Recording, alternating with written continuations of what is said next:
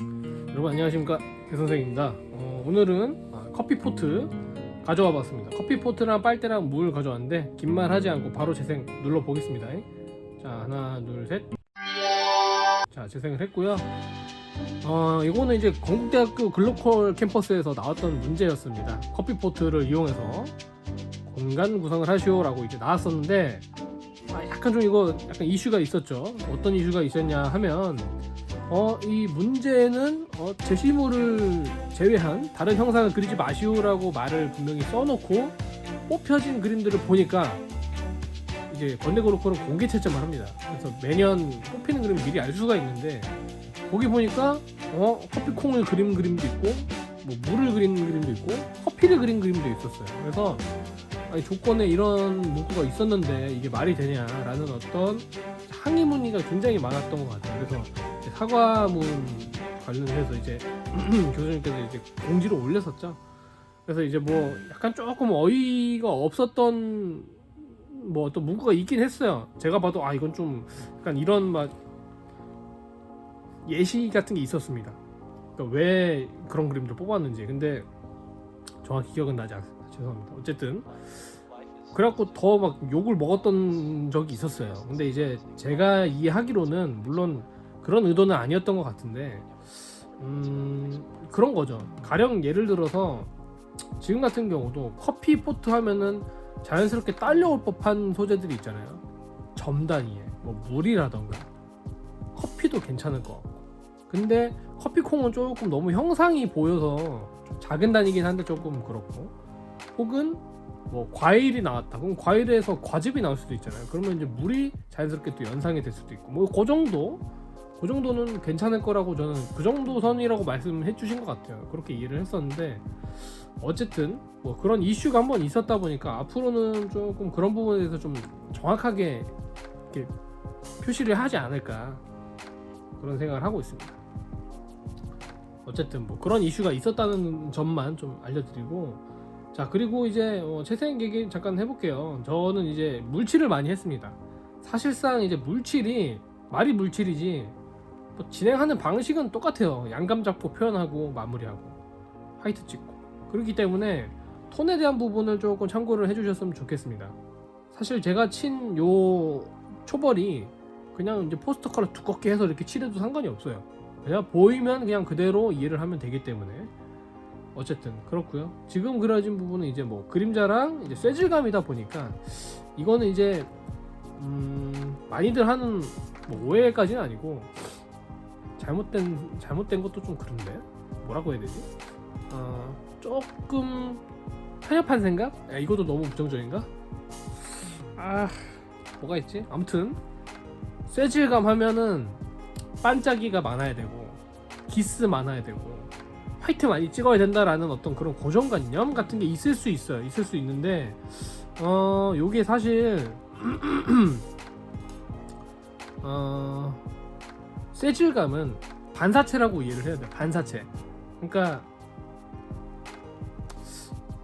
아까 얘기했던 것처럼 기스가 많이 나고 화이트 많이 찍고 반짝거리고 막 이런 것들이 쇠질감의 특징일 수도 있는데, 그거 이전에 걔네가 반짝거리는 이유는 반사체이기 때문에 형광등이 잘 비치고 다른 사물들이 비쳐서 톤 대비가 많이 나기 때문이라는 거죠. 그래서 핵심은 반사체라는 건데, 그 반사체라는 어떤 그 핵심적인 질감 표현을 해주는 게 중요하다라는 거예요. 그래서 지금 보면은 저 커피포트에 보면 반사된다라는 어떤 저런 해석들을 좀 열심히 해놨죠.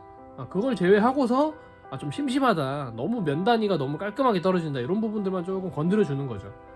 네, 그렇게 해서 해주면 될 것 같고, 자, 이제 초벌이 거의 다 끝났고 어느 정도 중벌 묘사를 수채화를 할 수 있는 만큼 한 거예요. 그러고 나서 이제 바로 색연필을 들어서 색연필로 이제 묘사를 해주는데, 요거는 색연필을 많이 쓰는, 항상 제가 말씀드리긴 하지만 색연필을 많이 쓰게 되면 톤 쓰는 게 되게 쉬워집니다. 그러니까 중간 톤이 나오는 게 되게 쉬워지고 되게 약간 부스럭거리는 느낌이 있기 때문에 아무래도 좀 더 어떤 표현의 밀도가 조금은 더 생기지 않나, 그래서 그런 게 좀 있고요. 그 다음에 또 빠르죠. 그러니까 물감은 물로 막 다시 붓 닦고 그 닦은 붓을 또 물감 섞고 섞은 것도 칠했다가 다른 색깔 섞으면 또 해갖고 또 하고 뭐 걸레 풀고 해야 되는데 이거는 그냥 전동 연필 깎이고 있어요. 왱 하고 바로 하고 왱 하고 바로 빠르게 할 수 있다라는 장점이 있어요. 그래서 좋습니다. 어쨌든 근데 지금 하는 요 색연필의 단계는 뭐 물감을 해도 상관없어요. 그리고 물감이 더 익숙하신 사람들은 뭐 색연필보다 더 빨리 할 수도 있지 않을까요?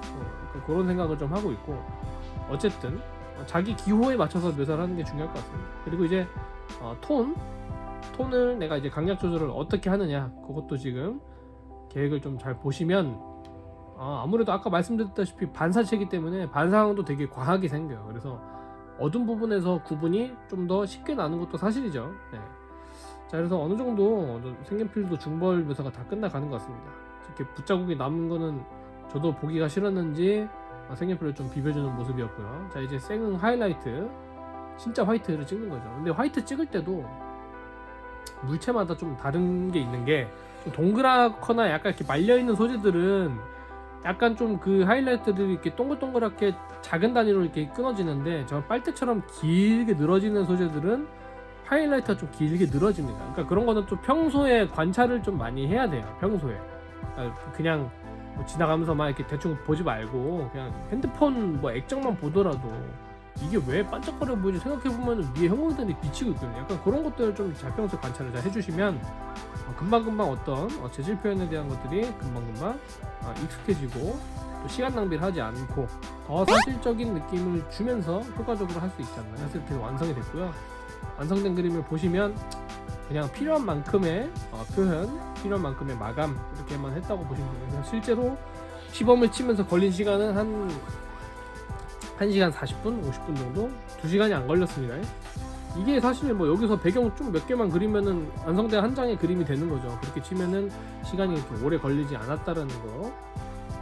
그냥 딱 입시에서 할 수 있는 법한 수준에 라고 하시면 될 것 같고 어쨌든 오늘도 여기까지 하도록 하겠습니다. 다음 컨텐츠로 찾아뵙도록 하겠습니다. 감사합니다.